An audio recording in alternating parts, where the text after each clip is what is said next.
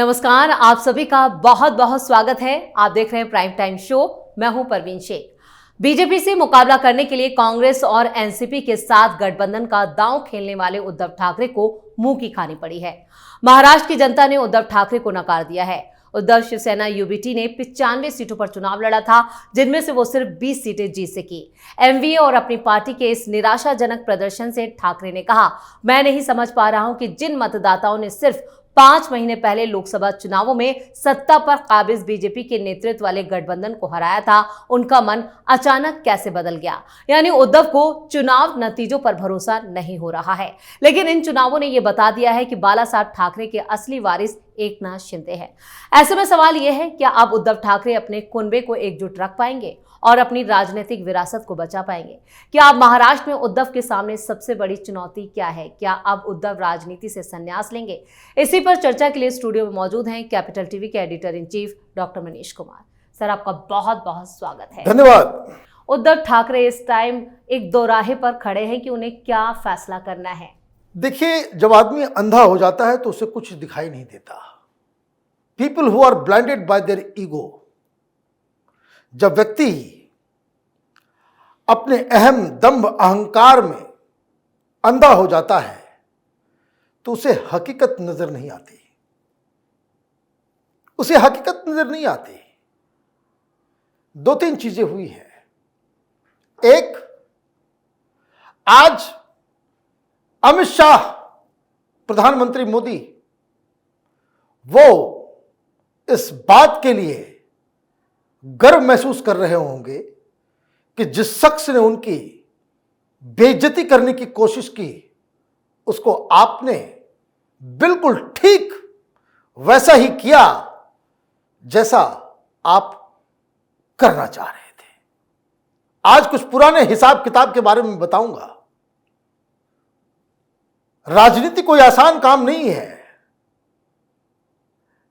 और जब ईगो की लड़ाई हो जाती है, जैसे वो एक्सेप्ट नहीं कर पा रहे हैं कि ये कैसे हो गया, ये वेव नहीं है, सुनामी है, लोग हमें सुनने के लिए आते थे, क्या वो वोट जाकर के वहां वही दे दिया। आपके आंखों के ऊपर अहंकार का पर्दा लगा हुआ है, कुछ दिखाई नहीं दे रहा आपको, और ये संजय राउत आपको दिखने नहीं दे रहा है। ये संजय राउत जो है वो महाभारत का वो निगेटिव सेंस में मैं कह रहा हूं, उसको आप उस सेंस में मत लीजिए कि बस बड़ा सिमिली है। आपको अंधा उसने बना दिया, धृतराष्ट्र बना दिया, और महाराष्ट्र के महाभारत को वो अपने हिसाब से इंटरप्रेट करके आपको दिखा रहा है। यू आर ऑलमोस्ट अ धृतराष्ट्र। और ये सिमिली इसलिए भी परफेक्ट है क्योंकि आपने अपनी कमजोरी, अपनी हट, अपने अहम दम अहंकार की जगह, जो आप एक दुर्योधन को धृतराष्ट्र कोई साम्राज्य नहीं दे सका, आपने अभी वही अपने बेटे के साथ किया है। वही काम आपने अपने बेटे के साथ किया है। जरा आप 2.5 साल पहले, 5 साल पहले चीजों को रिवाइंड कीजिए। जनता ने चुन के भेजा था बीजेपी और शिवसेना के गठबंधन को कि 5 साल राज करो, प्रचंड बहुमत के साथ। किसके लीडरशिप में? देवेंद्र फडणवीस के लीडरशिप में। ठीक, लेकिन आपका दंभ अहंकार बीच में आ गया। आपने गठबंधन तोड़ के दुश्मनों से हाथ आपने मिला लिया। तो जिन लोगों ने आपको पिछली बार वोट दिया, इस बार वोट नहीं दिया। गद्दारों को वोट थोड़ी मिलता है। It is as simple as that. दुनिया के सबसे चतुर आदमी आप थोड़ी हैं। तो जिन लोगों ने पिछली बार आपको वोट दिया, उसने नहीं दिया क्योंकि आपने पिछली बार गद्दारी की।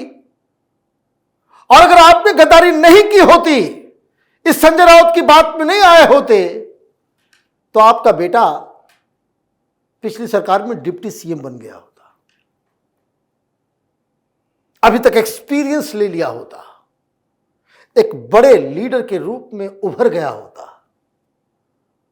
और सरकार इस बार फिर बन के आती, तब आप ये कह सकते थे कि भाई एक बार डिप्टी सीएम हो गया, 2 टर्म देवेंद्र फडणवीस रह चुके हैं, 1 टर्म हमें दो। रिश्ते मोदी के साथ अच्छे होते तो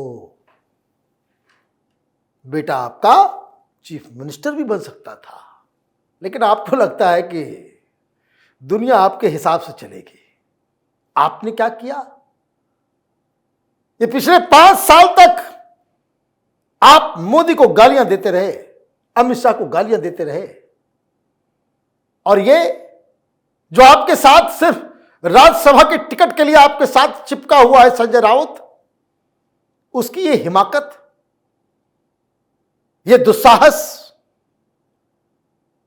कि वो योगी आदित्यनाथ को कह रहे कि गेरुआ वस्त्र में आता है एक जोकर यूपी से, पोपट बना दिया तुम्हारा, पोपट बन गए, कहीं के नहीं रहे।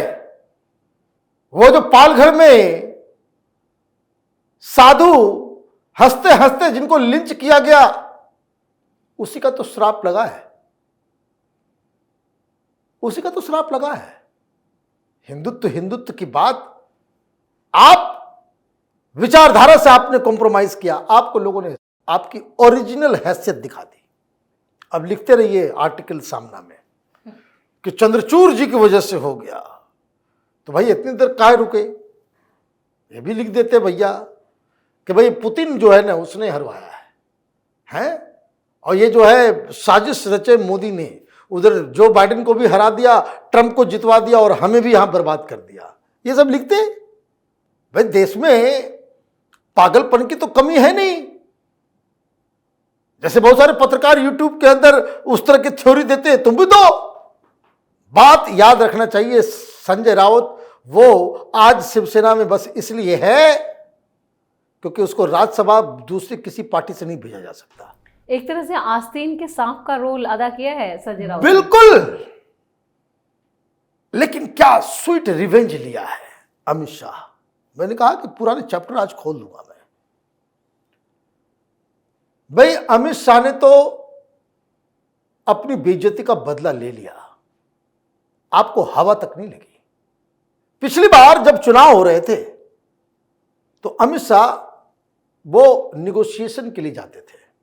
अभी उद्धव ठाकरे कभी सोनिया गांधी के यहाँ नतमस्तक होते हैं, कभी राहुल गांधी के यहाँ होते हैं। मीटिंग मातोश्री में कभी कोई नहीं हुई।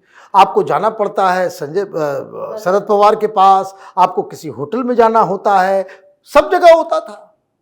5 साल पहले इनकी हेकड़ी देखिए।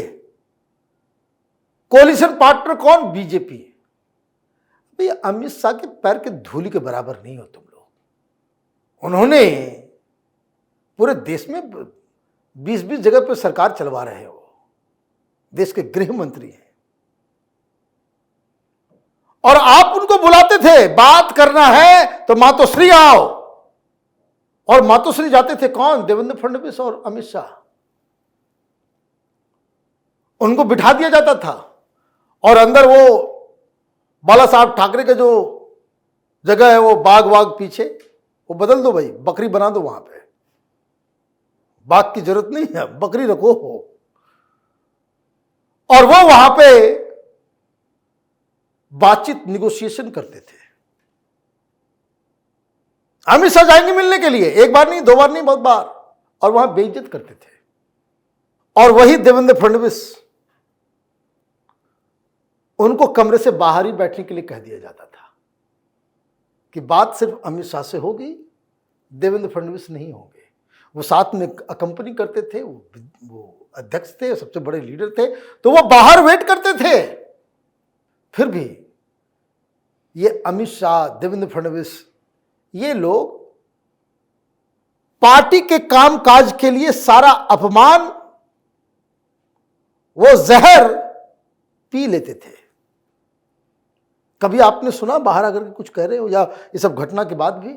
बीजेपी की पॉलिसी रही है, वो इनसाइड स्टोरी कभी बाहर आई ही नहीं। और ये लोग, भाई आप देखिए, देवेंद्र फडणवीस अभी बनेंगे मुख्यमंत्री। He is the most deserving person कारण मुख्यमंत्री होते हुए भी पार्टी ने कहा कि भाई तुम डिप्टी सीएम बनो, एक शब्द उन्होंने नहीं कहा कि जो जिम्मेदारी दी जाएगी वो जिम्मेदारी निर्वाह करेंगे। ये दूसरी पार्टी में नहीं होता, ये होता है कमिटमेंट पार्टी के प्रति। लेकिन ये कमिटमेंट तो ठीक है, लेकिन प्रधानमंत्री मोदी और अमित शाह को डसने की कोशिश करोगे तो जवाब तो मिलेगा, और करारा जवाब मिलेगा। पार्टी इसलिए टूटी, फ्रैंकली मैं बता रहा हूं कि जो बर्ताव है, जो साइकोलॉजिकल एनालिसिस यही कहता कि नो, कि तुमने चुनाव साथ में लड़ा और उसके बाद तुम पार्टी को तोड़ के तुम विपक्षियों के साथ जाकर के मिलके, भाई अकेले औकात आ गई तुम्हारी, 20 पे जाकर के संभल गए, खत्म हो गए। मोदी के नाम पे वोट लेते थे, अमित शाह तुम्हारे लिए प्रचार करते थे और चुनाव तुम जीतते थे। तुमको यह दम, ये फॉल्स नोशन क्रिएट हो गया कि लोग तुमको वोट कर रहे हैं। आ गए औकात में ना 20, वो भी 10 माइनस कर दो। राज ठाकरे अगर नहीं लड़ते तो ये 10 चला गया होता। बैठ के एनालिसिस करना चाहिए, तो इससे तोड़ा गया। और अब पार्टी टूटी नहीं, इस चुनाव में जिस व्यक्ति को कहते हैं ना भाई, योगी आदित्यनाथ जोकर गिरुआ वस्त्र में, उनका एक स्टाइल है, बुलडोजर बाबा कहते हैं उसको। वो बुलडोजर चल गया है तुम्हारे अहम अहंकार दंभ के ऊपर। तो ये तो हो गया काम। This is a very sweet revenge. Amit Shah Delhi में बैठे बैठे सारा काम कर दिए, खत्म हो गया। और अब मैं आपको बता रहा हूं, पार्टी के अंदर बवाल मच रहा है, संजय राउत के खिलाफ बवाल मच रहा है। बवाल मच रहा है कि कांग्रेस से आप लोगों ने हाथ मिलाकर के अपने पैर पर कुल्हाड़ी मारी। अभी वक्फ बोर्ड का बिल आएगा, सेकुलर थे, वोट क्यों नहीं मिला आपको? आप वक्फ बोर्ड के बिल के ऊपर वॉकआउट कर गए। 200 मुसलमान दाढ़ी टोपी लगा करके मातोश्री के बाहर आकर के लोग धरना प्रदर्शन कर रहे थे,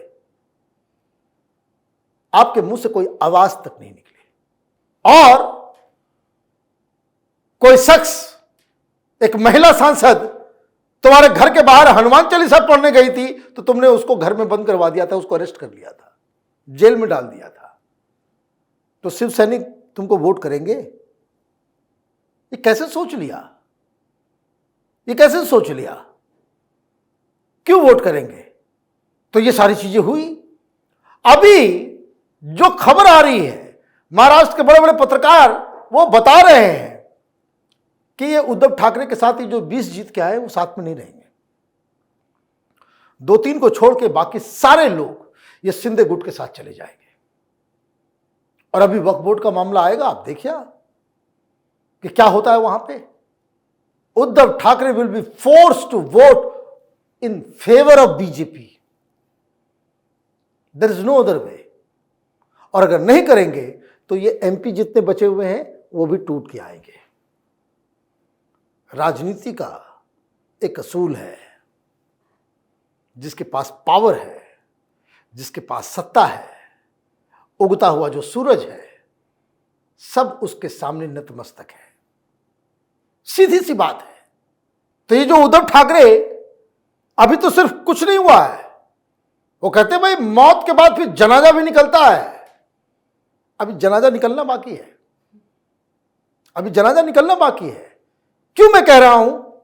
वो इसलिए कह रहा हूं कि इस हार के बाद भी ईगो, दंभ, अहंकार का जो पर्दा है, ये शिवसेना उद्धव ठाकरे गुट को अंधा बना करके रखा हुआ है। Smell the coffee, know the reality. लोगों की नजर से आप उतर गए हो। बाला साहब ठाकरे का जो उत्तराधिकारी है वो एकनाथ शिंदे बन चुके हैं। जितना जल्दी आप इस चीज को एक्सेप्ट करेंगे, उतना जल्दी रिकवरी होगी।